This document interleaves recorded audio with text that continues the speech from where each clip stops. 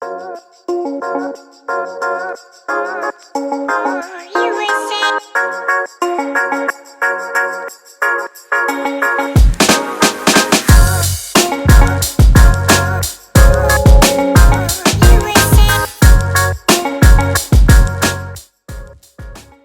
now we're going to go over some of the specs of the vehicle. With the second and third row seating down, that gives us 84.6 cubic feet of cargo space. With the second row up, that gives us 46.9 cubic feet. This is the configuration that I normally use with my two Roughland kennels in here. And it also gives me the 2 passenger seating there. With the third row up, that actually only leaves us with 17.2 cubic feet of space, which for a lot of the dog stuff, you probably won't get too much room out of that. So I personally would recommend putting those third row seats down, and you'd have plenty of room. If you ever need to use those, just easily take those crates out and you have more passenger space. So I'm going to quickly throw my crates back in.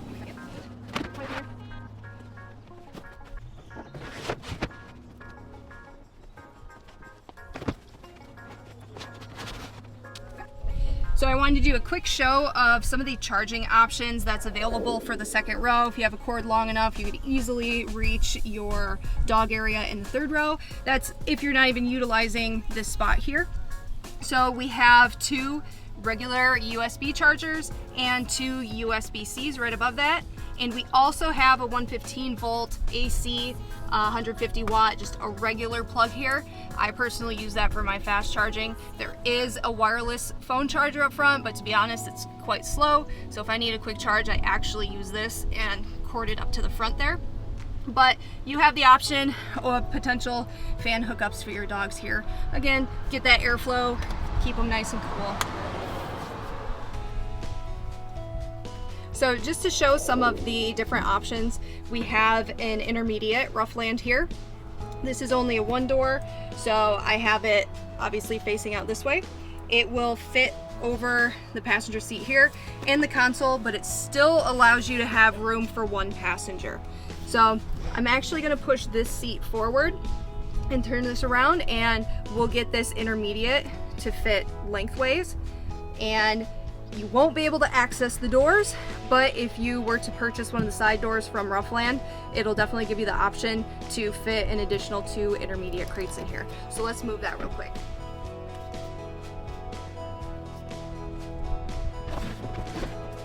So as you can see, I moved this front seat forward a little bit just to get that turned. And I am now moving this back, and you'll still have quite a bit of room here for your passenger.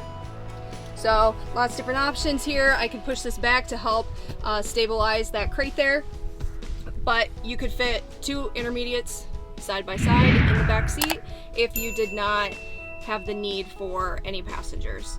Obviously you can do any of the sizes down and you should be good to go.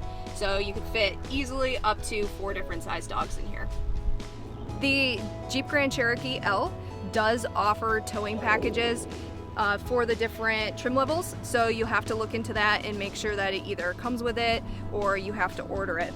Not all of the Grand Cherokee L's have the towing package. There were some supply chain issues during COVID, so they did a tow prep on a lot of them, and not all of them had the hitches put in there. My specific one, I did want to get the hitch package just in case we needed to pull a trailer, so it's a good option for people who do have dog trailers. The maximum towing capacity for a V8 is 7,200 pounds, and the maximum towing capacity for a V6 is 6,200 pounds. So definitely a nice option if you want to have the dogs on the inside and potentially pull a trailer with your dogs as well. So overall, I personally do enjoy this vehicle. It's smaller than a Tahoe, so if that's a little bit too big for you, it's a great option to size down. You have the room in the back for a couple of crates, and you have your second row passenger seating. Comparatively, the regular Grand Cherokee, normally you have to have that second row down in order to fit decent sized crates in the back. So the L package definitely gives you that option to utilize the back seat and have your crates. So the question is how much is this vehicle going to cost you? The lowest trim package will start around $39,000, and it'll go all the way up to $65,000 plus, depending on which add-ons and tech packages you'd like to do with that. So with this 2021 Jeep Grand Cherokee L, my specific vehicle is a V6 4x4. It only gets around 16 to 18 miles per gallon, which I am honestly pretty disappointed with. If I was able to select my vehicle again at either my own build or they had it on the lot, I actually would have looked into the V8 because honestly the mileage is about roughly the same, and who wouldn't want a V8 over a V6? With this vehicle, we do have the circular gear shift. We have the high gloss black. It looks pretty sharp. I will say I keep my vehicles pretty clean, and I keep my microfibers very clean, but it still has a ton of micro abrasions on there, which is a little disappointing personally. But other than that, you can shine it up real nice and make it look pretty good. We do have 2 cup holders here. You have a spot for your key fob in between. Your center console space here, you have limited space there, not a ton of room in here compared to some other vehicle options out there. And we do have our wireless charger there with a couple different options. We have an auxiliary hookup, our 2 USBs, and the USB-C, and a cigarette lighter option there. And we can also cover that up as well. Heated seats, cooled seats, heated steering wheel.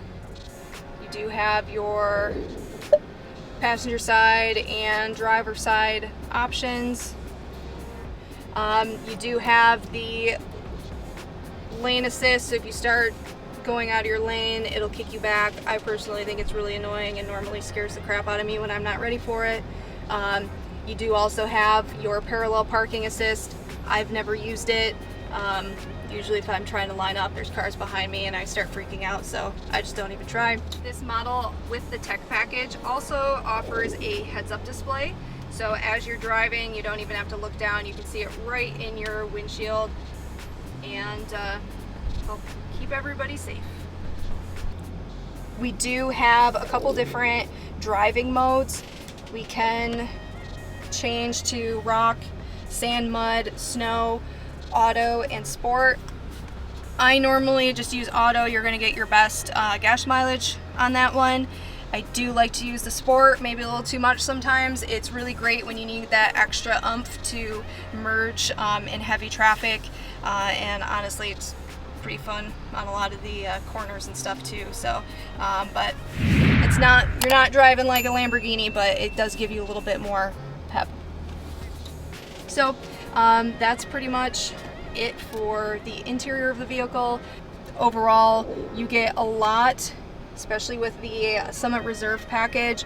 For the price, you get a lot of luxury and a lot of tech compared to some of the other model vehicles out there. Overall, I do really enjoy this vehicle. There has been people in the past that talk about electrical issues with the Jeeps. I will say I did experience electrical issues with this vehicle. Since I did purchase it brand new, they were able to do everything under warranty, so it wasn't that big of a deal.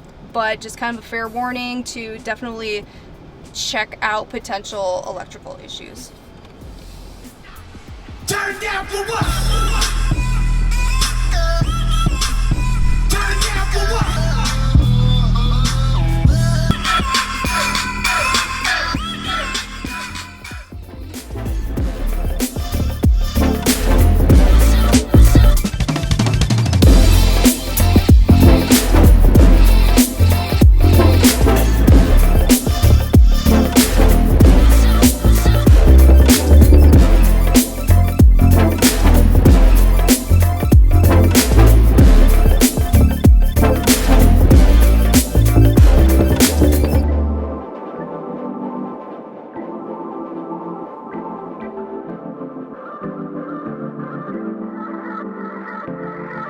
Be sure to tune in next time. And thanks for watching VDK TV.